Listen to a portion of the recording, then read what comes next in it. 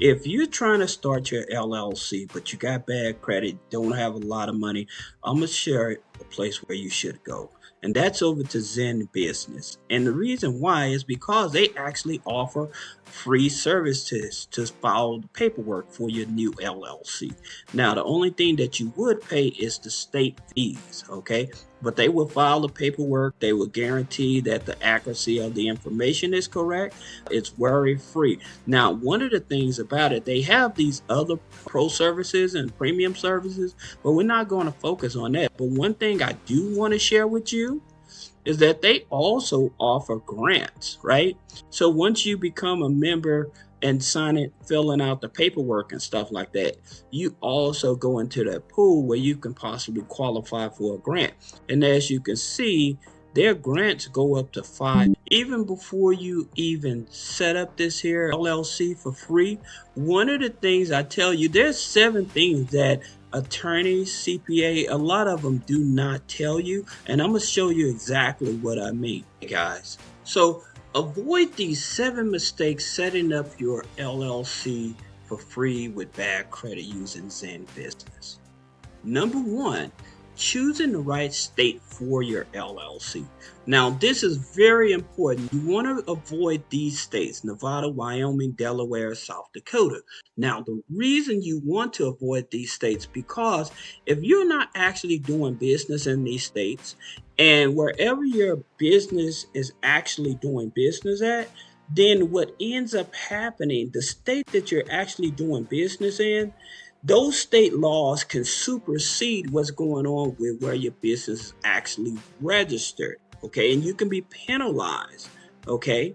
So be careful with choosing these here states. I know a lot of people choose these states because they're trying to avoid state taxes, but what they don't realize is that even though you may be going to these states to avoid state taxes, you still have registered agent fees as well. And whatever state compliant fees that they have, you have to comply with that state also. So if you're in Florida, okay, and then your business is actually registered in Nevada, whatever your compliance is in Nevada, you have to do that registered agent compliance as well as having your business registered in Florida compliance as well. If you don't, you can be penalized for that also. So you want to avoid trying to use these here states when it may not even be necessary. And another thing, if the state that you're actually doing business in, say you're doing business in Florida, if they're offering grants to businesses in Florida, but you're not registered in Florida, you may not qualify for those business grants as well. Okay, so that's something you have to take into consideration. Number 2, avoid using chef corporation. Now, this is big because a lot of people have heard that if you use a chef corporation, you get the aging, plus you're able to get money because it's an H corporation. But they do not disclose that many of those chef corporations, they don't keep up with the back taxes. Okay, or they may falsify the back taxes as if the corporation actually had revenue coming into it. Okay, and they may add like business trade lines, age business trade lines on the company, right? But the thing about it, if you have age business trade lines on the company and you never file taxes on the company, you can still get yourself in trouble. All right, so that's the reason I tell people you don't necessarily need a chef corporation to get qualified for funding. All right, now another thing about the chef corporations that you do need to know, a lot of these people that are selling chef corporations, they do not have active bank accounts, especially when trying to get a loan. Most lenders, if you're trying to get a loan, they usually want to see between 3 to 6 months of bank statement. Okay, so regardless of your credit, if you don't have those bank statements and you don't have those taxes up to date, then you're not going to get any funding. All right. Now, there's one other thing. This flagged address, this is very important because a lot of people, they're under the impression that I got an age corporation, I should get money and stuff. But say that this age corporation prior to you had got accounts with American Express, okay?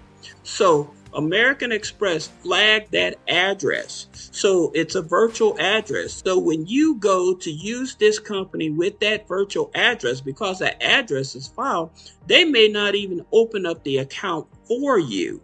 Okay. And so a lot of these people that are selling chef corporations, they're not disclosing that to people, and people end up wasting their money. All right. So that's the reason I tell you, you have to be very careful. And again, one other thing I'm going to add to this, talking about the phantom addresses. Now, here's another thing. When you reactivate this account, okay, if it had accounts on it, like trade accounts on it that had not been satisfied, then some institutions may hold you liable for it.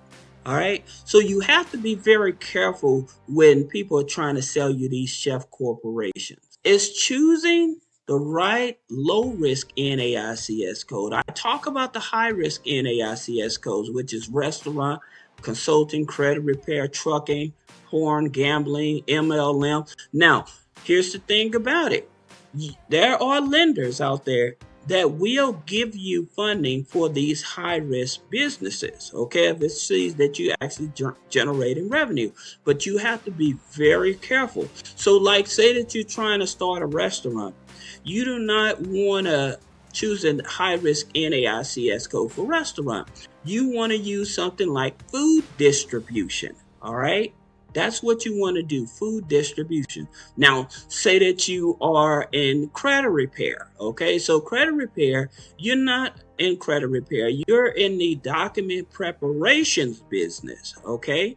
You're in the marketing business, but you're not in credit repair, all right? So you need to stay away from that. And because here's the reason why these here companies are high risk. They're highly regulated, okay? That's why these companies are high risk. And most people are not aware why they're high risk. Now you know it's because they're actually highly regulated by the federal government. And you can get yourself in trouble using these here terms. So you have to be very careful in terms of, if you're going to choose these terms, be very careful, especially when trying to get funding, because they may not even open up the business bank account. All right. Now, like, look at real estate investing. Now, again, with real estate investing, the thing about it with real estate investing, too high of a risk. So you may want to look at something like property management or something to those effects, right? Or a property repair service or something like that. But you do not want to tell a bank that you're in the real estate investing. All right. You do not want to tell an investor that or a banker that. Number 4 is choosing the right EIN number. Okay. Now, this is very important. That's the reason I have don't mix EIN numbers, because it can actually trigger an audit. All right. So say that you have a sole prop. You've been operating as a sole prop for many years. All right. So now you decide you're going to start a new LLC. So then when you start that LLC, well, guess what? You're thinking, well, I'll use my old EIN. You can't do that. If you do that, because when you file your taxes, your old information cross-references with the new information, and it will create an audit. It could possibly potential an audit. Now, I'll tell you something about audits. When you are like an LLC, a lot of times, they will not give you people that really understand taxes to audit you. They're going to give you newbies that barely know anything about the business. All right. Okay. So you have to be very careful in terms of even choosing your right structure. But this here EIN mixing up, you would definitely create a headache for yourself. The reason I know is because it happened to me. And my tax guy was not aware of it.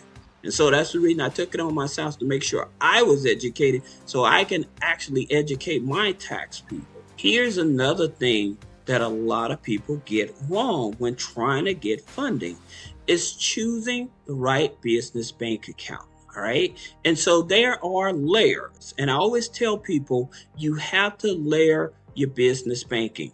You start with your tier one banks. Okay.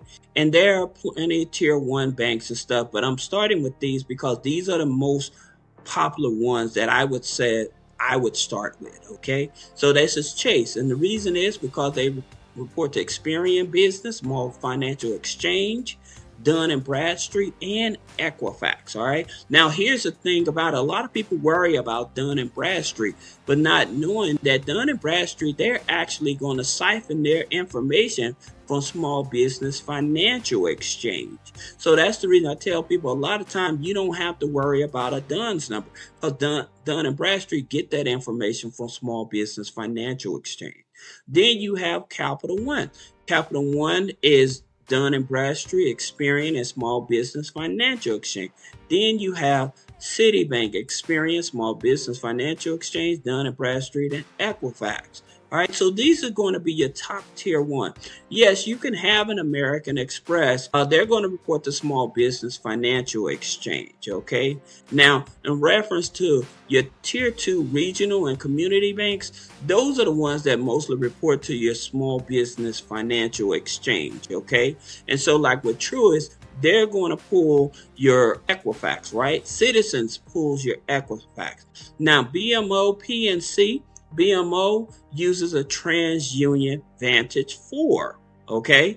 PNC, they use an Experian FICO 9. If I'm doing a good job, put a comment below, let me know. Also, if you want to get access to my free business credit videos, type below and I'll send those over to you as well.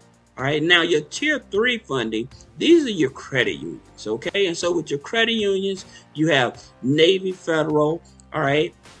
Then you have BCU, Baxter Credit Union. Then you have NASA. Now, Navy Federal uses Experian FICO 9. BCU uses TransUnion Vantage 3.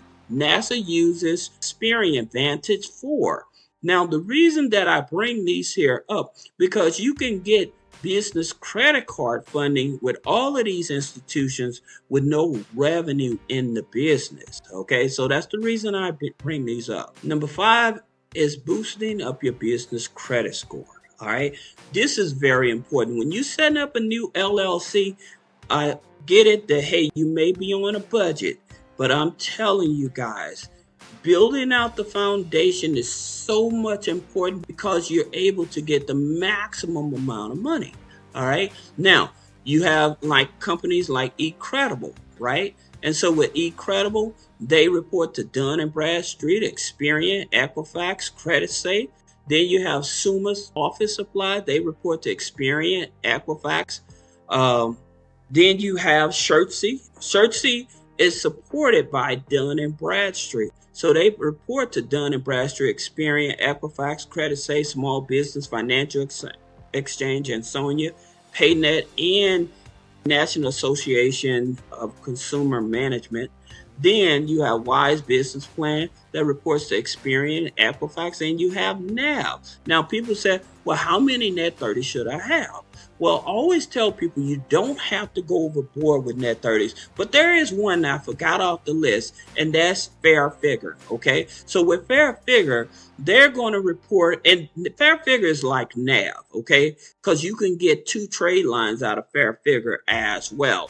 All right, and with bad credit. So with NAV, they'll give you 2 trade lines, one for their NAV Prime card, as well as setting up for their monthly business monitoring subscription. Now, with Fair Figure, the difference is they have the business monthly subscription you can sign up for, and they report to Experian, Equifax, CreditSafe, Small Business Financial Exchange as well, right? But the difference is with Fair Figure, they actually offer you a loan. So if you're making a minimum of $2,500, as a unregistered business, as a DBA, they will still give you a loan, okay? And they'll report that loan as a trade line as well, okay? So I will put that link down below as well. I'll put the links of my recommendation in terms of who would be best in terms of your trade lines to go out. Let's talk about getting your first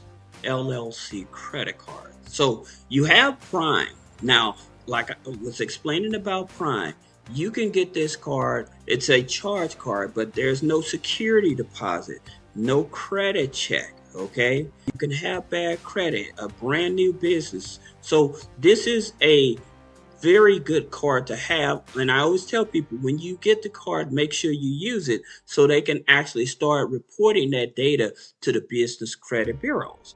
Now, when you have at least a 580 credit score, then I would tell you to go after the Capital One Spark Classic card. That's the gold card. Now, with this here Classic Gold card, one of the things about it, it does report on the business side as well as the personal side. All right. Then you have Corpay. Now, Corpay reports to Dun and Bradstreet, Experian, and Equifax. Now, you do have to have at least a 600 credit score. They pull Experian FICO 8. Now, when they pull that Experian FICO 8, you can actually challenge that hard inquiry on your file when going after that. I misspelled Bank of America, but Bank of America's secured card, it starts at $1,000, but it reports to Equifax Business Credit Bureau. Then you have Divvy, aka Bill.com. All right, now it's a charge card as well. Now, with this here charge card, they give you 3 options. You can have it weekly, bi-weekly, or monthly. So the longer the terms, the smaller amount. So if you're going to get weekly, they'll give you $1,000.